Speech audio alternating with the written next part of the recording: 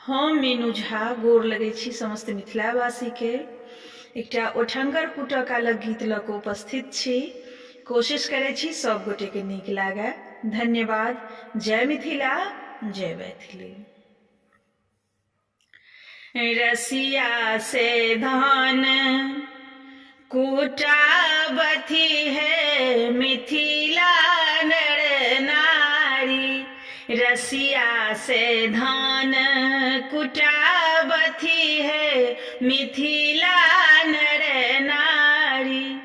चारों कुमर बड़ कूटथी है मुसला कर धारी। चारों कुंवर बड़ कूटथी है मुसला कर धारी। रसिया से धान कुटाबथी है मिथिला नर नारी। रसिया से धान कुटाबथी है मिथिला नर नारी।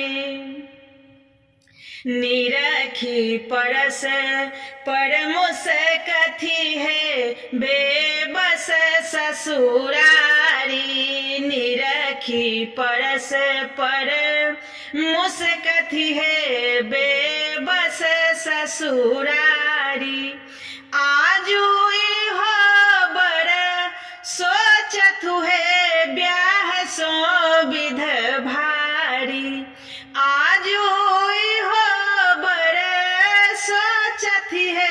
ब्याह सो विध भारी। रसिया से धान कुटाबथी है मिथिला नर नारी। रसिया से धान कुटाबथी है मिथिला नर नारी।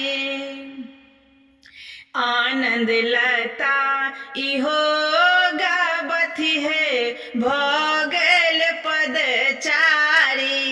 आनंद लता इहो गाबथी है भोगल पदचारी। ओठंगर मजाबू झाबथी है सखी सर हो जी सारी। ओठंगर मजाबू झाबथी है सखी सर हो जी सारी। रसिया से धान कुटाबथी है मिथिला नर नारी। रसिया से धान कुटाबथी है मिथिला नर नारी।